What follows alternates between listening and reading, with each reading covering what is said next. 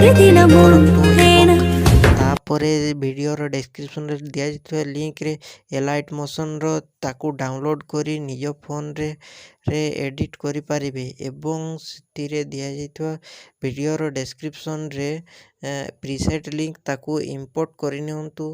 ତାପରେ ସେଥିରେ ଆପଣ ଯାହା କିଛି ଚେଞ୍ଜ କରିବାକୁ ଚାହୁଁଛନ୍ତି ତାହା ଚେଞ୍ଜ କରିପାରିବେ ଏବଂ ନ ଚେଞ୍ଜ କରି ମଧ୍ୟ ଆପଣ ତାକୁ ସିଧା ଡାଉନଲୋଡ଼୍ କରିପାରିବେ। ଯଦି ଭିଡ଼ିଓଟି ଭଲ ଲାଗିଥାଏ ଚ୍ୟାନେଲଟିକୁ ସବସ୍କ୍ରାଇବ୍ ଆଣ୍ଡ ଭିଡ଼ିଓଟିକୁ ଲାଇକ୍ କରିନିଅନ୍ତୁ।